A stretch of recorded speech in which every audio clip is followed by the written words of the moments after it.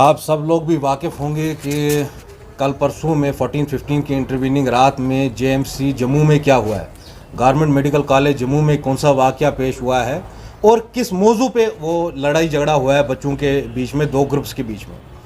एक फ़िल्म चलाई जा रही है केरला स्टोरी और बताया जा रहा है ये ट्रू स्टोरी है। उस ट्रू स्टोरी का जो सच है आज वो हम आपके सामने पेश करना चाहते हैं, आपकी वसादत से पूरे हिंदुस्तान को, पूरे जम्मू कश्मीर को बताना चाहते हैं।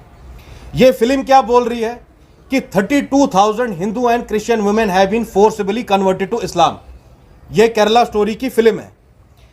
अच्छा, ये बोल रहे हैं कि ये जो लड़कियां हैं इनको कन्वर्ट कराया गया है, फिर आईसिस पे भेजा गया, इस्लामिक स्टेट के जो टेररिस्ट है उनके पास भेजाया गया है इन यमन एंड सीरिया। ये पिक्चर बोल रही है, बट असलियत क्या है? फिल्म में यह बोला जा रहा है जो केरला के चीफ मिनिस्टर्स थे उनके जो बयान है उनको डिस्टॉर्ट करके दिखाया जा रहा है। असलियत क्या है इसकी?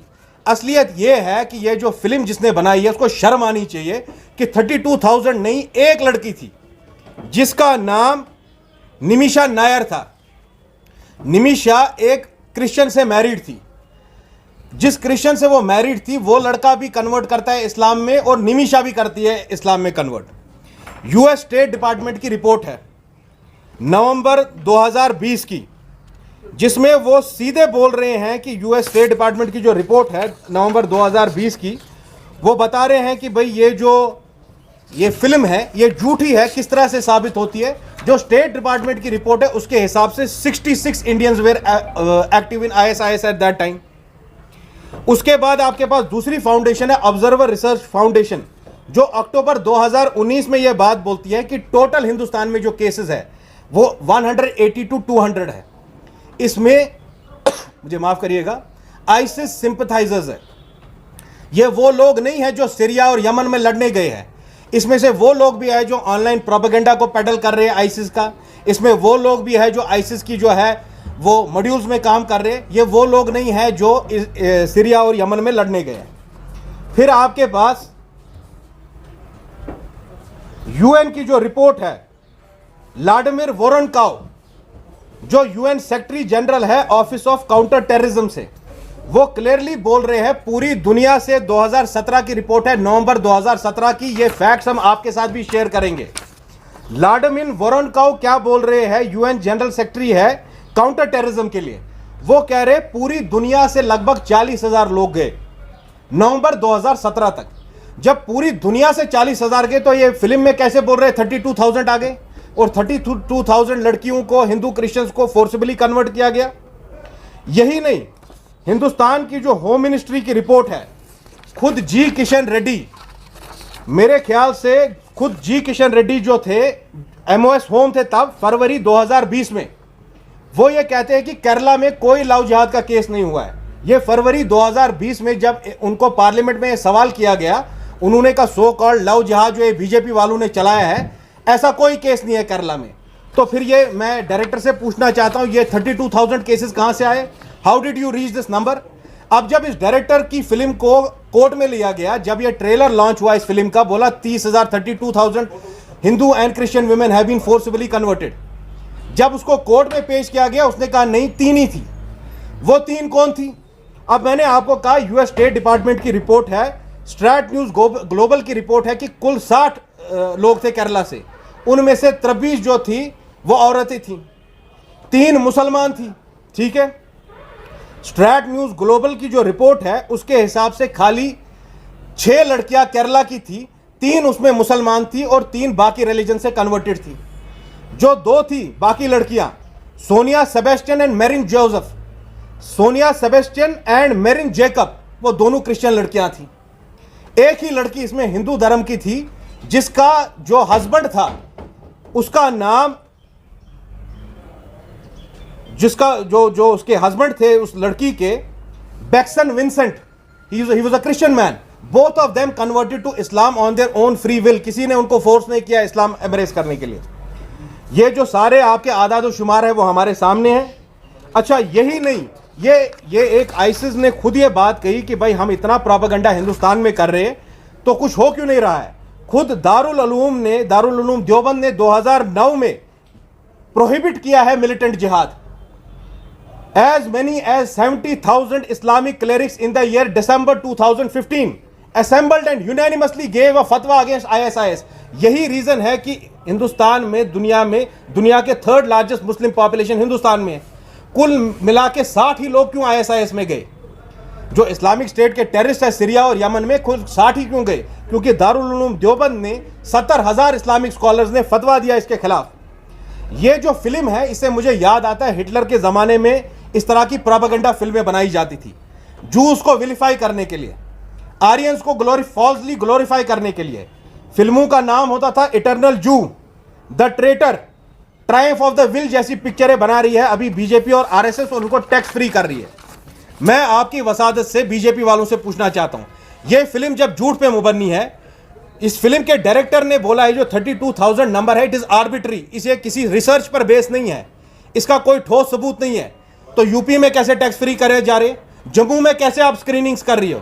आप आम लोगों के जो जहन है उनको जहर आलूद प्रोपेगेंडा से, मेलिशियस प्रोपेगेंडा से, नफरत से डाइल्यूट करना चाहते हैं। आप लोगों में नफरतें पैदा करना चाहते हैं और आपको लगता है सब लोग खामोश रहेंगे इससे।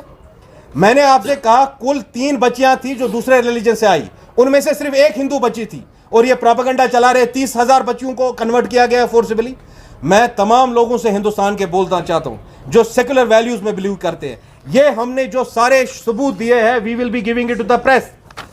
यूएन के जनरल सेक्रेटरी ये बोल रहे हैं, ऑब्जर्वर रिसर्च फाउंडेशन बोल रही है, स्ट्रैट न्यूज ग्लोबल बोल रहा है, यूएस स्टेट डिपार्टमेंट रिपोर्ट बोल रही है, खुद हिंदुस्तान की होम मिनिस्ट्री ये बात बोल रही है।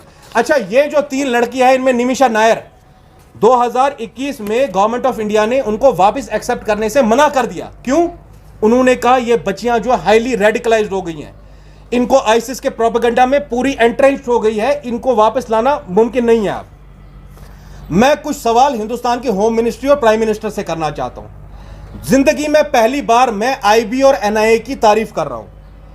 आईबी और एनआईए ने बहुत अच्छा जॉब किया, 350 मल्लू यूथ को डी रेडिकलाइज किया। 350 मलयालम में थे, ये मलयाली यूथ थे हमारे, जिनको ये आईसिस के प्रोपेगेंडा से वो दूसरी राह पे चले गए थे। एनआईए वालों ने, आईबी वालों ने, इंटेलिजेंस ब्यूरो वालों ने टाइमली इंटरवीन करके 350 बच्चों को बचाया इनके चुंगल में जाने से। मगर प्राइम मिनिस्टर इनकी तारीफ नहीं कर रहे। प्राइम मिनिस्टर इनकी तारीफ नहीं कर रहे कि एजेंसियों की वजह से हिंदुस्तान से ज्यादा लोग आईएसआईएस में नहीं गए। प्राइम मिनिस्टर क्या बोल रहे हैं कर्नाटका के इलेक्शन में कि भाई केरला स्टोरी।